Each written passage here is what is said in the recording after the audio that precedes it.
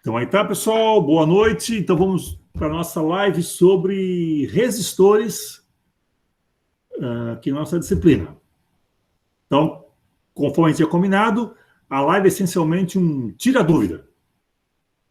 Tá? Então eu vou colocar rapidamente o problema para vocês aquecerem, e depois a gente fica tirando as dúvidas para que teoricamente você já tem, porque o relatório já deve estar, espero eu, rascunhado. Tira as dúvidas hoje, amanhã submete no Moodle e sexta-feira faz a análise. Então, vamos lá. Qual que é o problema de hoje? Eu tentei montar a aula problematizando da seguinte maneira. Vocês vão ter que tomar uma decisão se vão comprar ou não um lote de resistores. A partir de que informações? Desculpa, um lote de 100 mil resistores.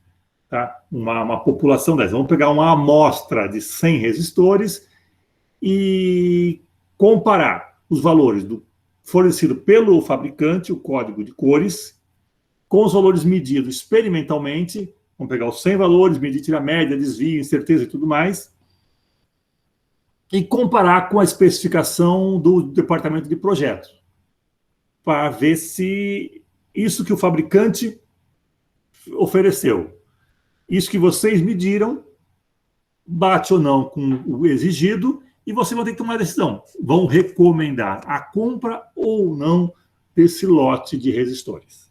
Então, esse é o contexto onde vocês agora, como estagiários, têm que emitir um laudo dando o que vocês vão fazer. Vão querer recomendar ou não essa compra e por quê. Então, essa é a ideia da aula de hoje. Essencialmente, a gente passa pela parte de, vamos dizer, código de cores. Vamos mexer rapidamente com o multímetro, mais com o ohmímetro, o medidor de resistência. Desculpa. Revisar a parte de média, desvio e incerteza, juntar tudo isso e tomar uma decisão.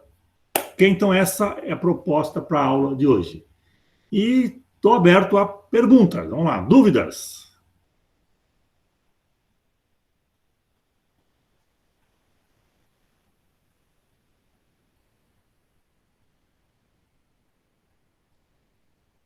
Nenhuma? Eu tenho uma, professor. Vamos lá, começa. Quando eu estava fazendo exercício lá da sala de jogos, eu percebi que a variância, a quantidade de casas significativas, se eu não me engano, aumentou. Porque, se não me engano, era 2 casas significativas no desvio padrão, mas na variância virou 3. Eu queria saber o porquê. Então, vamos lá. Algarismos significativos. Isso. Esse é o termo mais chique. Porque a casa depois da vírgula, no depois da vírgula, muda se você mudar a unidade. Tá? Se você multiplicar por 1 quilo, por 1 mega, a vírgula pode andar. Mas se você expressar algo em gramas e passar para quilograma, a mudança de unidade nem melhora, nem piora a qualidade do que foi medido. É só um ajuste de vírgula. Então, o número de algarismos significativos tem que manter. Então, vamos lá. Na variância, eu estava usando aqui, geralmente, o valor médio com 3 algarismos significativos. Por exemplo, 6,82. E na variância, que é uma conta que envolve um quadrado, a soma de quadrados, geralmente a gente trabalha com 2, no máximo 3 algarismos significativos. Por quê? Porque o que me interessa na prática é o desvio padrão. E esse eu vou expressar com 1 ou 2 algarismos significativos. Quando com 1? Vamos dizer, regra geral, com 1. Quando com 2? Quando o primeiro algarismo não nulo for 1, 2 ou 3. Então você escreve lá 0,12, 0,25, 1,3, 2,4.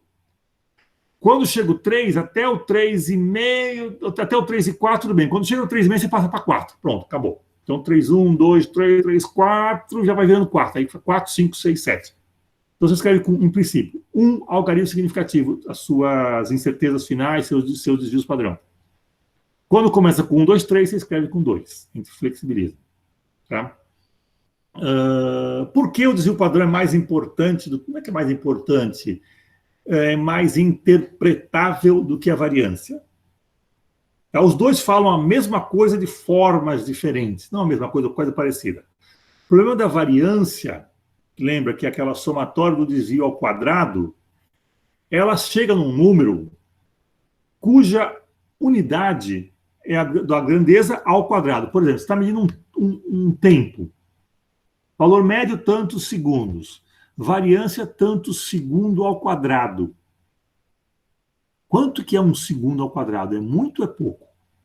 Alguém consegue ficar sem respirar por 1 segundo ao quadrado? Eu nem entendi essa pergunta, porque eu não sei o que é 1 segundo ao quadrado. 1 segundo eu sei. 1 segundo ao quadrado não faz sentido. Então, a variância, ela não tem uma interpretação tão assim, direta, trivial. No caso aqui das resistências, o valor médio pode ser em ohm, a variância em ohm quadrado. O que é um ohm quadrado? Isso é resistência? Não, resistência é ohm. Ohm quadrado não é resistência. Então, a variância, é o que eu falo, ela é um indicativo de dispersão de dados, mas ele assim, é um indicador que eu chamo de qualitativo e não quantitativo. O número não é exatamente aquilo que você... Não é, no caso do tempo, não é 1 segundo ao quadrado.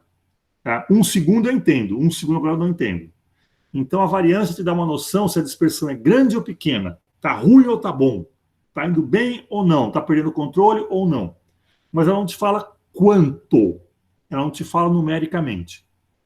Tá? Então, a variância é muito bom para fazer conta, é até mais rápido fazer a conta da variância do que fazer a conta do desvio padrão. Tem uma raiz quadrada menor, é mais rápido, tá? Mas ela tem esse problema da interpretação. Então, cuidado ao interpretar a variância. Tá? Você interpreta legal o desvio padrão e daqui a pouco a incerteza, mas a variância é um pouquinho diferente, tá?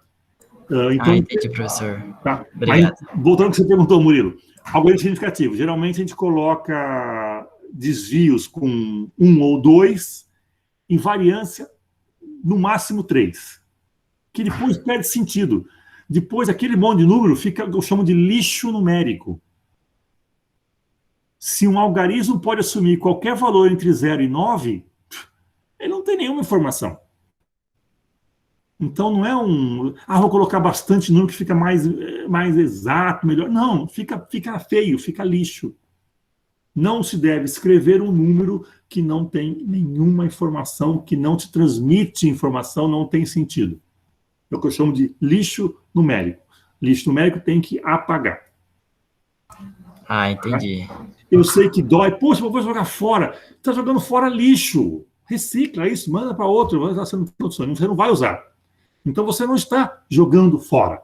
Se você jogar fora um número importante, aí sim, é informação. Agora, valor que não tem nenhuma informação, pode ser qualquer coisa entre 0 e 9. Mesma coisa, eu vou fazer uma previsão. A nota de vocês está entre 0 e 10. Não falei nada que presta, porque é óbvio que é entre 0 e 10. Não existe outra maneira de dar nota no nosso sistema entre 0 e 10, fora de 0 e 10. Não faz sentido. Então, eu estou falando besteira, estou falando uma coisa inútil. Não é nenhuma informação útil. Então, é melhor ficar calado do que falar uma estupidez dessa. Tá? Porque não transmite nenhuma informação. Tudo bem? Então, a interpretação, o sentido é importante. Da ideia de algarismos significativos, aqueles que te dão alguma informação. Bom? Entendi, professor. Obrigado. Tá? Professor. Oi, pode falar. Vai. Desculpa, não, pode continuar. Pode falar. Essa informação, às vezes, me fala se você usou para que fundo de escala você usou. Porque se eu vejo lá 6,8 é uma coisa, 6,82 ou 6,80 é outra coisa, 6,800 é outra coisa. Se for em ohm, está usando um ohmímetro cada vez melhor. É isso que eu entendo. Ou seja, colocar 0 passa para mim a informação que, nossa, teu ohmímetro é muito bom, média com 4 algarismos significativos. Não, eu coloquei o 0 à toa. Então você está mentindo, você está me enganando. Então não é para me enganar. Tem que ser justo, tá bom? Gabriela, pode perguntar, desculpa. Imagina. Então, professor, eu queria uma pergunta ainda mais ou menos nessa dúvida.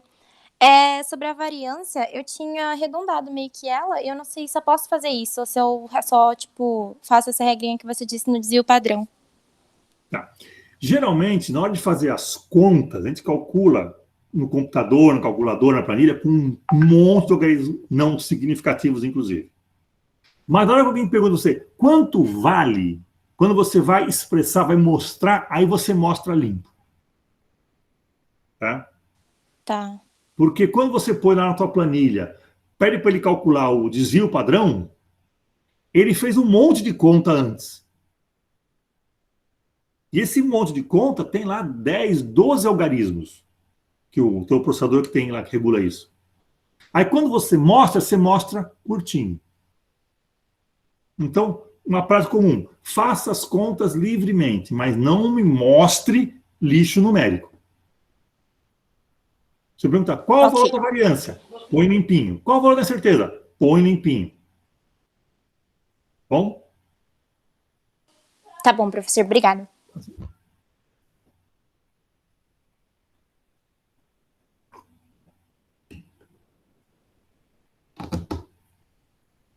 que mais?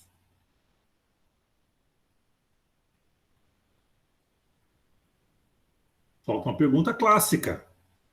O que é essa incerteza atribuída, incerteza instrumental? O que é isso? Todos entenderam isso? Não, professor, se você puder explicar um pouco. Então, eu sei que vocês entendem isso. Então, vamos lá. A incerteza experimental, ela tem dois elementos. Um que vem do instrumento de medida que você usou e outro que vem das diferenças entre os valores medidos. A diferença entre valores medidos você tira através do desvio padrão. Da onde dá o desvio padrão? Vem lá. Tem valor médio, a média você subtrai de cada valor medido, você tem o desvio, eleva o desvio ao quadrado, divide por n-1, você tem a variância, de achar raiz quadrada, você tem o desvio padrão. Então, o desvio padrão é uma informação que é algo que te informa sobre quanto que os valores diferem da média, qual é essa dispersão em torno da média. Ele não fala nada, ou quase nada, do instrumento de medida. Tá? A incerteza instrumental é a limitação do teu instrumento. Mesmo que você não meça, o fato de você, a sua intenção de medir com aquele instrumento, com aquele fundo de escala, com aquela faixa, tem uma limitação. Tá? Então, imagina um caso que você mediu alguma coisa e deu lá. Interessa, deu 8,0, 8,0, 8,0, 8,0, 8,0. Qual que é a média? 8,0. Qual que é o desvio? 0. Qual que é a variância? 0. Qual que é o desvio? 0. Então, você vai escrever como 8,0 mais ou menos 0,0? Nossa, fui perfeito, achei exatamente o valor. Não, peraí. Se você usou um instrumento de medida, ele tem limitação. Por ele existir, por ele ser feito de alguma coisa, por ele ter algum processo de expressão de dados, ele tem limites. Então, esse 8,0 mais ou menos 0,0 não faz sentido. Então, essa incerteza não depende apenas da diferença entre o que você mediu, mas também depende de um termo do instrumento. Por exemplo, esse 8,0, vamos supor que a minha limitação instrumental fosse 0,1. Então, eu coloquei 8,0 mais ou menos 0,1. O que significa isso? Que o meu instrumento não me permitiu enxergar variações menores do que 0,1. Por isso que eu falei que é 8,0. Que o correto poderia ser 8,02, 8,03, 8,04, 8,00. Mas essa pequena variação não é percebida pelo instrumento. Por quê? Porque ele tem um limite de 0,1. Tá? Então, a incerteza final depende do instrumento e da dispersão dos valores em torno da média. Tá? Isso significa, deixa eu só ver se eu consigo habilitar uma coisinha que a Lívia está pronta. Bobiei aqui, peraí. Ixi. perdi aqui. Tá. Por isso que a incerteza é calculada com dois termos diferentes. Deixa eu abrir uma... Só quero abrir uma coisinha aqui, ver se eu consigo abrir. Opa! Agora sim. Deixa eu tentar compartilhar essa telazinha com vocês. Aí tá. Espero que vocês estejam vendo uma tela branca. Estão vendo aí, né? Sim, professor. Sim. Então, vamos lá. Então, eu tenho dois termos. Um que eu vou chamar, sabe como que eu vou chamar? Eu posso chamar de... o desvio padrão a gente chama de sigma... Desculpe, a variância, sigma ao quadrado. Porque o desvio padrão é simplesmente a raiz quadrada disso. Tá? A incerteza do instrumento eu posso chamar de qualquer coisa. Eu vou chamar aqui, por exemplo, de incerteza instrumental. Tá? Como é que eu somo isso aqui? Lembra que na teoria de propagação de incerteza, você soma as coisas como quadrado de um mais quadrado de outro, raiz quadrada. Essa aqui é a minha incerteza experimental, que tem tanto uma parte que vem das medidas do desvio padrão, quanto do instrumento. Então, é isso aqui que eu chamo de incerteza experimental. Isso aqui é a minha incerteza instrumental. Isso aqui é o meu desvio padrão. Tá bom? Então, as coisas, a incerteza ela é mais ampla. Tá? E na prática, muitas vezes, a gente calcula a incerteza experimental e ainda põe um fator de segurança. Multiplica por 2, multiplica por 3.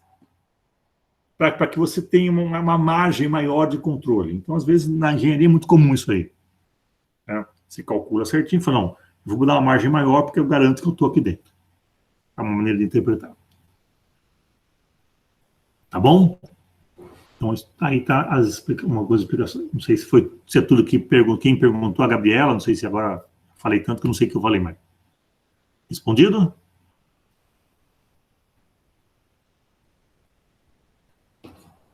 Não, acho que o Álvaro que perguntou, nem sei. Agora nem sei mais quem perguntou. Tá bom, pessoal? Então, são continhas que têm que ser feitas. Por quê? Porque aqui nesse experimento eu quero verificar se aquele meu lote, minha amostra de 100 resistores, quanto que são os valores possíveis ali dentro, para verificar se o fabricante especificou de maneira correta e para ver se aqueles dados que eu tenho, resistores que eu tenho, atendem à especificação do projeto. Para poder tomar decisão. Então, não é a questão de opinião, gostei, não gostei, eu acho isso, a minha ideologia é essa, eu tenho... Não. Números, fato, ciência, faz a conta e interprete os números de maneira correta. Então, esse que é o desafio aí para a aula de hoje. Professora, eu tenho uma pergunta. No exemplo que você está dando do resistor, são 100 mil resistores, certo? E, no caso, a pessoa que fez o relatório só avaliou 10. 100. Avaliou 100? Não, peraí. Aquele primeiro relatório teste só tem 10, mas vocês vão trabalhar com 100 valores, tá? Tá bom. Mas a pergunta é a mesma ainda, continua, a pergunta é a mesma. Sim. Relevante. Se fosse, assim, no cenário ideal, seria melhor testar os 100 mil resistores.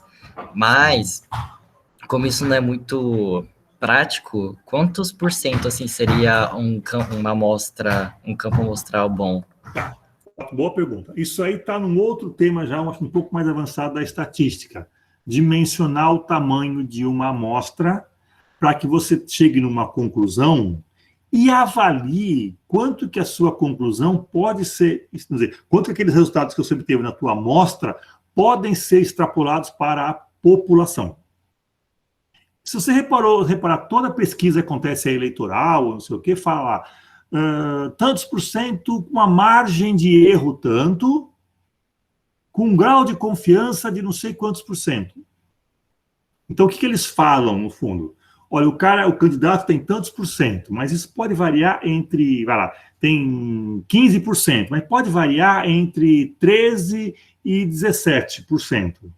E eu garanto, eu confio nesse intervalo com 90% de chance.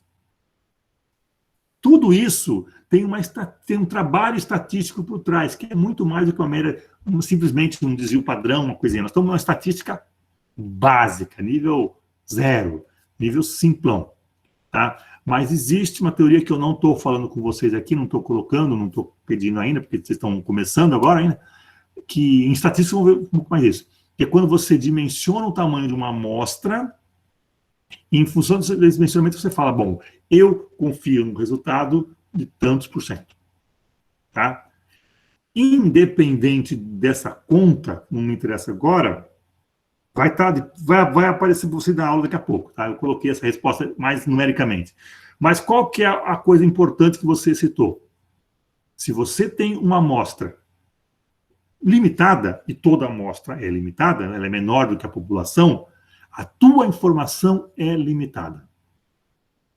Regra geral, quanto menos elementos você mede, menos informação você tem. Quanto menos informação você tem, menor a sua certeza, o seu conhecimento sobre o fenômeno, sobre a população, sobre todo o processo. Então, essa é uma questão importante. Avaliar 100 e dar opinião sobre 100 mil, peraí, tem um limite, não é bem assim. O ideal seria avaliar os 100 mil. O que acontece numa eleição? Você tem lá as pesquisas eleitorais, até as bocas de urna, não sei o quê, você entrevista 5 mil pessoas, mas o teu corpo eleitoral tem, sei lá, 100 mil pessoas. Então, só o resultado da urna, que é o de toda a população, que vale. As pesquisas são tentativas de adivinhar. Quanto mais gente você pergunta, quanto mais gente você entrevista, mais confiança você tem naquele resultado. A tua tendência é melhor. Mas isso é uma amostra e a população é outra coisa. Então, a sua pergunta é extremamente relevante, porque eu estou pegando 100 para avaliar 100 mil. Então, qualquer conclusão tem que ser pensada, opa, peraí, tem um porém aí, tem uma limitação.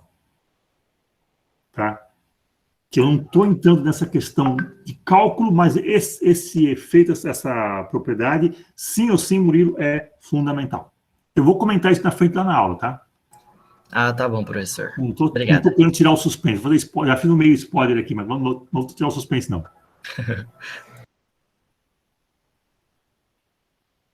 que mais, pessoal? Professor, eu tenho uma dúvida. Ótimo! O professor, na incerteza instrumental, quando você está procurando a certeza instrumental, quando você está procurando mais de uma, você não fez só uma medição, por exemplo, a gente vai fazer 100 medições, né? Entre aspas. Quando você vai fazer a certeza instrumental dela, eu vi que você tem uma diferente, né? Não é só você aplicar aquela fórmula que está no manual, você tem que dividir pro Raiz. Raiz ao quadrado. Higiene, isso. É uma fórmula padrão ou é desse medidor? Não, de qualquer medidor. Se você mede uma vez, você tem aquele valor e o limite do teu instrumento. É o que você sabe. Você não tem outra informação. Agora, quanto mais vezes você mede a mesma coisa, o mesmo conjunto, a mesma especificação do resistor, o mesmo tempo, o mesmo não sei o que lá, mais informação você tem. Mais informação significa que a tua incerteza é menor. Quanto menor, raiz de N. É como se, assim, por você ter medido 100 vezes, você ficou raiz de 100 10 vezes melhor. Você enxergou 10 vezes melhor. Então você fala, não, o meu valor médio desse lote, ele está bem nesse intervalo menorzinho, e eu tenho mais confiança que está nesse pequenininho. Porque eu medi muitas vezes. E a grande parte apareceu aqui. Então, esse raiz de N diminui o teu intervalo de incerteza, porque você conhece mais sobre aquele fenômeno, aquela grandeza. Tá? Entendi, professor. Faz sentido mesmo.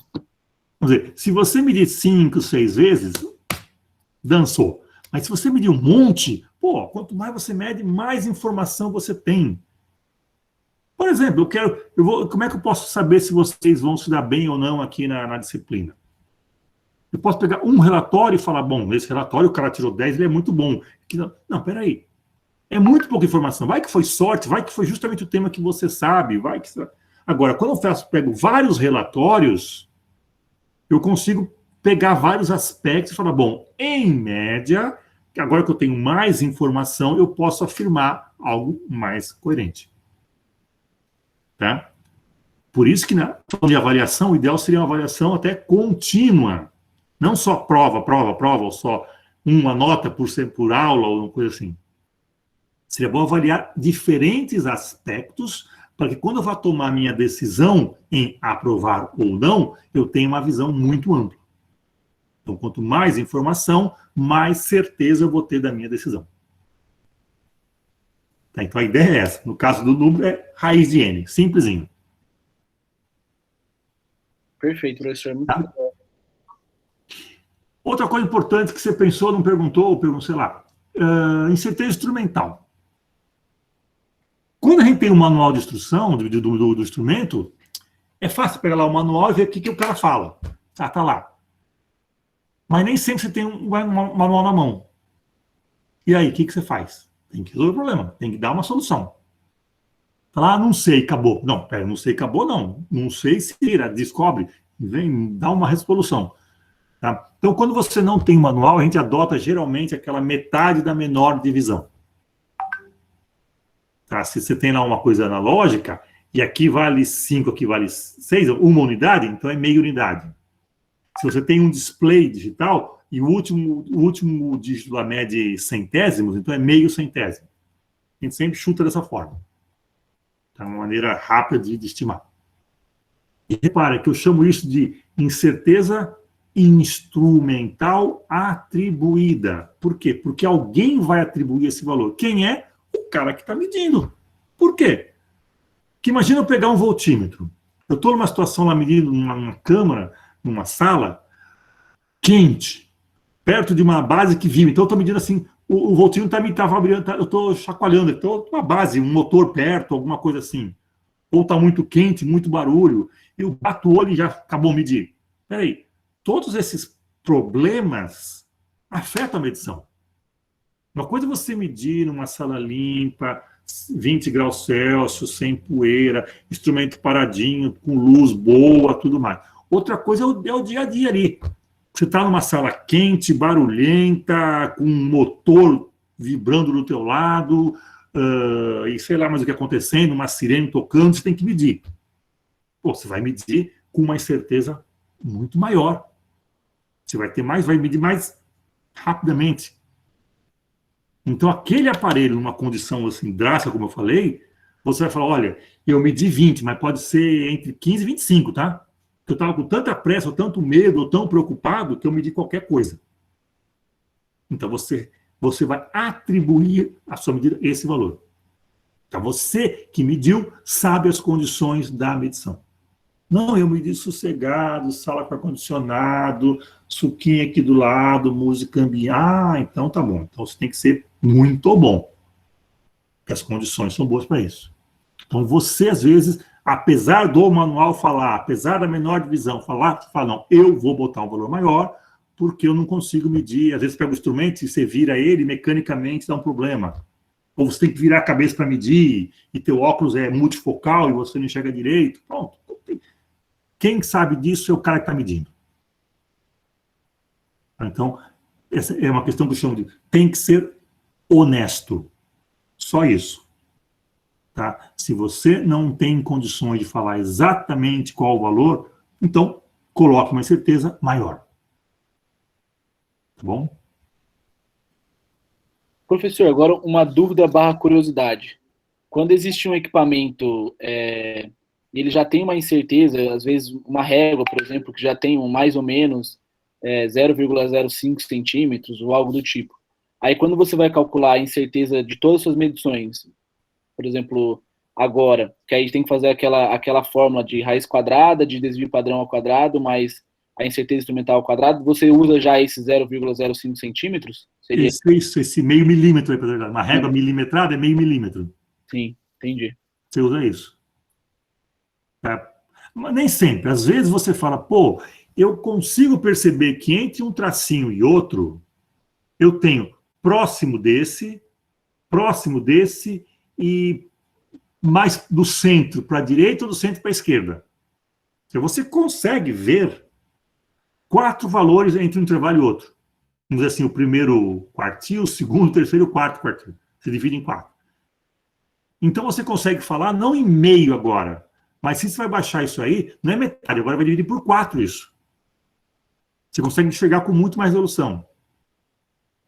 Ah, mas os tracinhos são muito perto. Bom, então, acabou. Basta meio. Um paquímetro, você deve ter usado em física experimental 1, aquele 0,05. É dificílimo enxergar metade disso.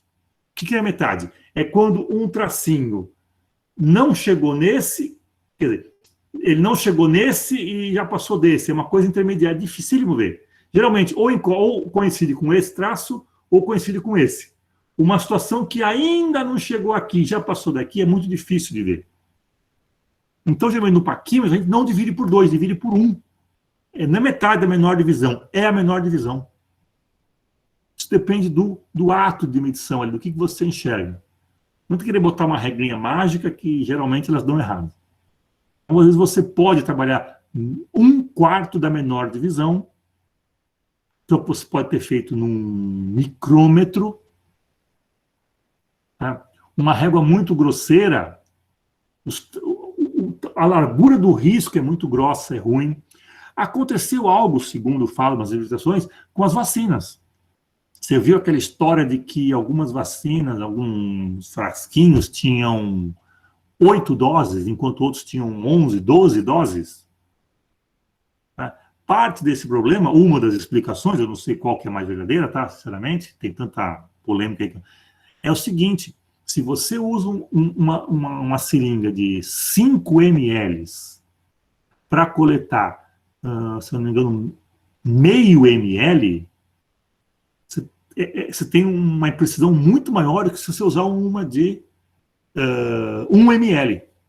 É isso? A dose acho que é meio ml, se eu não estou errado. Então, se você usa uma seringa de 1, você tem uma certa qualidade na sua separação de meio. Se você usa uma de 5, ela é mais grosseira. Então, pode ser que você meça errado. E em vez de tirar 10, você vai tirar só 8 doses. Isso aconteceu agora com a Coronavac recentemente, uma polêmica que gerou aí. A solução que eu recebi, que eu vi, é que o problema está, você não deve usar seringas muito volumes grandes, tem que usar as pequenininhas. Mas como tem tanta polêmica, eu não sei quem está falando a verdade mais, eu não vi os laudos, não sei. Então, isso eu escutei falar. Não vou dar meu parecer, porque escutar falar hoje em dia é terrível. Então, o tamanho do risquinho pode ser importante. E também depende para quê. Você quer mandar o teu foguete para a Lua, para Marte, ou você quer jogar uma pedra no rio? Então, talvez a qualidade também... Às vezes você pode ser grosseiro e resolve. Às vezes tem que ser perfeito. Se você botar uma pitadinha mais ou menos na comida, tudo bem, não tem problema. Mas errar uma dose aí nas aulas de química, um pouquinho mais, pode ser outro tipo de reação. Então, tem horas que você precisa de muita qualidade, ou você pode falar, dá um jeitinho de tudo bem, não tem problema não. Tá bom? O que mais?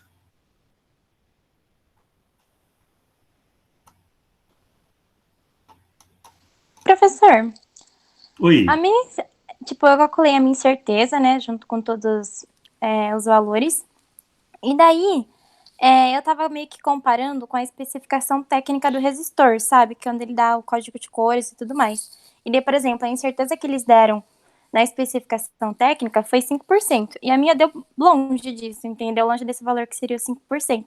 Quanto Isso deu significa alguma coisa? Posso falar mesmo? Sim, pode. Deu 0,05, quilo-ohms. Que em porcentagem calculou ou não? Putz, a porcentagem daquele 5%? Não. O que é 0,05 quilo-ohm em relação à Da média? porcentagem. Certeza relativa percentual. Dá Calma, eu 0,7%. Eu calculei aqui. Dá menos de 1%, 0,7%. Bom, vamos lá. Tem algo estranho nessa história. Porque, veja bem, olha lá, pense agora como engenheiro, você tem que vender, dar lucro. O fabricante produz um negócio que você mediu com uma incerteza aí de 1%. Só que ele te vendeu como se tivesse 5%. Pô, ele é capaz de fazer uma coisa boa, mas ele esconde isso de você. Ele fala, não, eu não sou tão competente assim, eu vou fazer uma coisa mais grosseira, eu só consigo fazer 5%. Não, mas ele fez uma coisa boa, ele fez 1%. O que esse maluco consegue produzir uma coisa boa e vende como se fosse não tão boa assim? Que quanto maior a qualidade, maior o preço. Então ele te entrega um negócio de qualidade a um preço baixo. Você fala, tem alguma coisa errada nessa lógica. Então esses números têm que ter alguma interpretação. Tá? Você comprou sei lá, um Fiat Uno, um Golzinho básico e recebeu sei lá, um Honda Civic. Pô, tem alguma coisa errada aí. Você comprou recebeu de 5%, mas ele é muito melhor do que os 5%. O cara te entregou uma coisa melhor do que ele disse que é. Geralmente é o contrário, né? O cara mente para te enrolar. Não, é o contrário. Aí tem alguma coisa estranha. O que será? Boa pergunta, professor. Que Boa difícil pergunta. A essa. resposta vai estar lá no gabarito. Tá bom.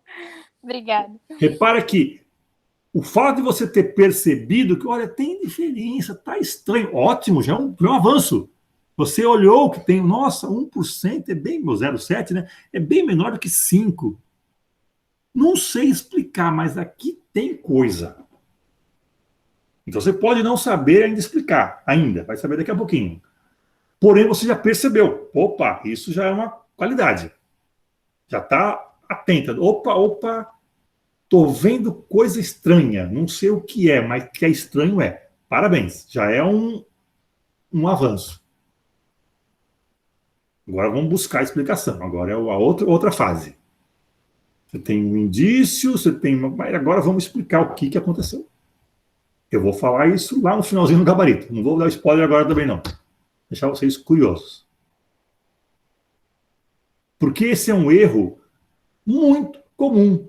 Muitos sites educativos, entre aspas, da internet, cometem esse mesmo erro.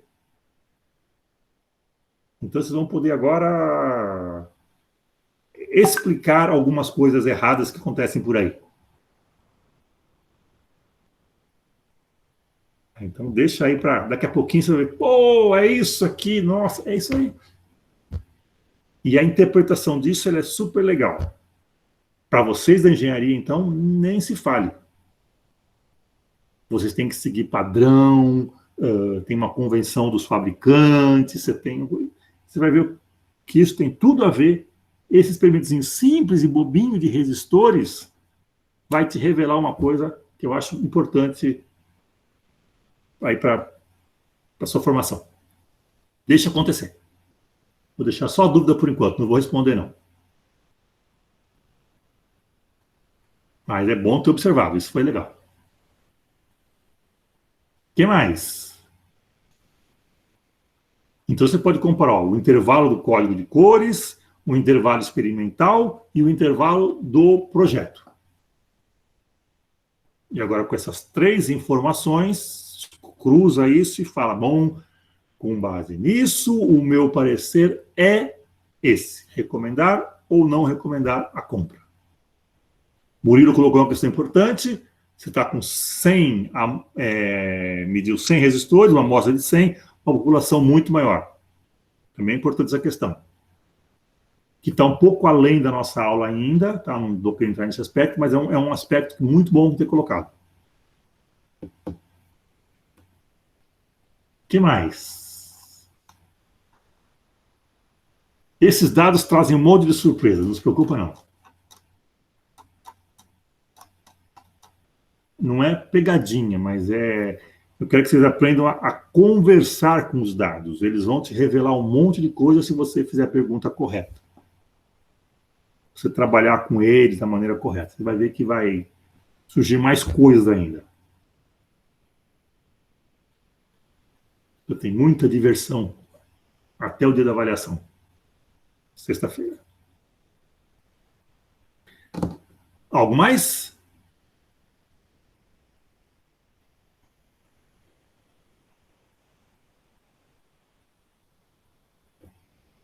Tranquilo? Podemos então encerrar a nossa live aqui de hoje? Que agora é juntar tudo isso e montar o relatório.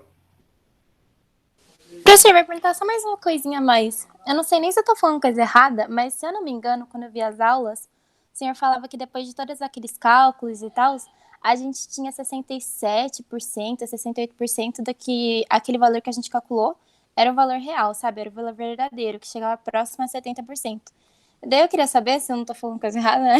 Qual que era esse valor da porcentagem? Então vamos lá, peraí, vamos voltar. Lembra da... Deixa eu botar aqui, ó. Só voltar minha telinha. Isso é a interpretação, do que é um desvio padrão. Deixa eu colocar aqui de novo. Vamos voltar a fixo mental 1. Tá? A gente representa geralmente, quando você tem aqui ó, uma grandeza, tá?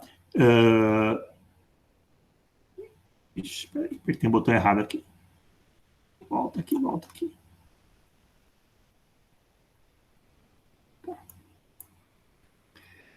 Há uma distribuição, cadê o...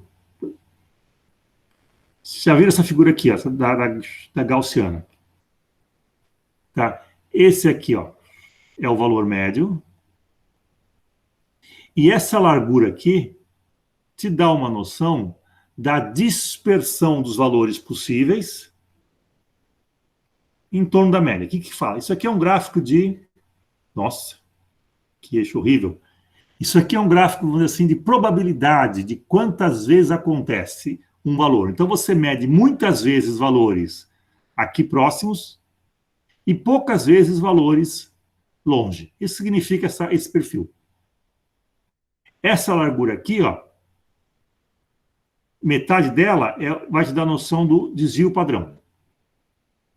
Então, entre mais ou menos um desvio padrão, x médio mais desvio padrão, x médio menos desvio padrão, se eu tenho 100 valores, cerca de 2/3 dele, cerca de 68%, estão no intervalo x médio mais ou menos possível. Tá, isso aqui é aproximadamente 2/3. Tá? Quer dizer o seguinte, dos 100 valores que você mediu, cerca de 65 a 70 estão entre o valor médio mais ou médio menos no desvio padrão. E os outros 30? Os outros devem ter uns 15 por aqui e outros 15 por aqui.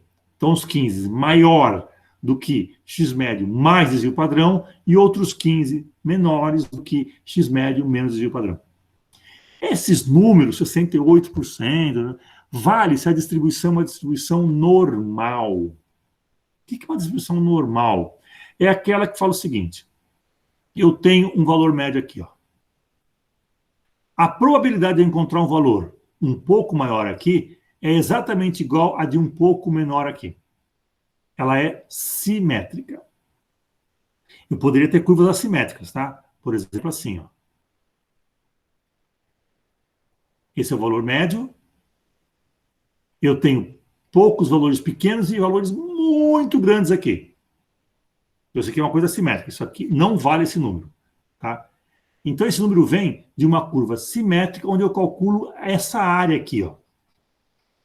Área significa integral, integral de uma função. Então, vocês vão escrever daqui a pouco, essa função aqui é uma função da distribuição normal, vocês vão integrar de valor, sei lá, de menos a mais desvio padrão, e chegar em números. Então, tem como, tudo isso pode ser calculado, está aí a disciplina de estatística. Então, quando eu falo que dentro de um intervalo de desvio padrão, por 10 mais ou menos 1, vamos supor que o desvio padrão seja 1, nesse intervalo entre 9 e 11, eu tenho cerca de 2/3 dos valores que eu medi. Alguns podem ser maior do que 11, alguns podem ser menores do que 9. Então, esses números não são tão mágicos assim. Eles vêm dessa distribuição simétrica, que vem de uma distribuição normal, que gera essa gaussiana, que tem uma função, que quando você integra de um limite a outro, geram números. Tudo isso é um pouco mais de estatística, que vocês devem ver, espero, no 2º ou 3º ano. Produção, isso é fundamental. Bom, civil também. Todo mundo é fundamental saber isso. Tá? Que eu não estou querendo entrar na questão da estatística mesmo. Estou querendo falar ainda de experimental aqui, de física. Eu não posso falar da aula de estatística, não sobra tempo para falar de física. Tá? Mas, então, esse número, ele vem dessas contas.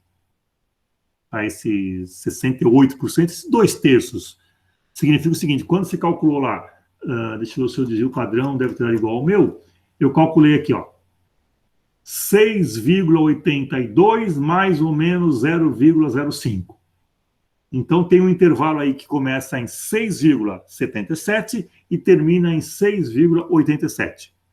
Existe algum resistor maior do que 6,87 kΩ? Sim, existe. Existe algum menor do que 6,77 kΩ? Sim, também tem. São muito frequentes? Não, são poucos frequentes. Dos 100 que você pegou, 15 estão acima desse limite, 15 abaixo do limite e cerca de 70 estão no limite. Isso se os valores distribuírem de acordo com a distribuição normal, que é o padrão que a gente está usando por enquanto. Mas vocês vão ver em estatística que nem tudo segue uma distribuição normal. Então é um upgrade aí na nossa teoria. Eu também não quero falar. Assim como o Murilo perguntou uma coisa importante da relação entre amostra, tamanho de amostra e tamanho de população, essa questão, Gabriela, também é importante. De acordo com o tipo de distribuição, você tem números diferentes. Esses 2/3 é para uma distribuição simétrica, gaussiana. Tá? Então, primeiro padrão que a gente usa, mas nem tudo é tão simples assim. Tá bom? Então, Perfeito, professor. Obrigada. Então,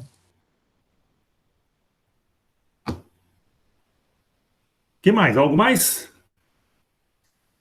É só uma perguntinha rápida, professor, a respeito dos prazos. O prazo final é até quinta ou até sexta? Entregar até quinta, corrigir até sexta. Ah, entendi. Entregar até quinta, que horas? Meia-noite. Ok. Obrigado. Algo mais? Bom, então vamos encerrar essa live. Tá, deixa eu botar aqui para parar a gravação. E já encerramos nossa primeira live aqui, ó.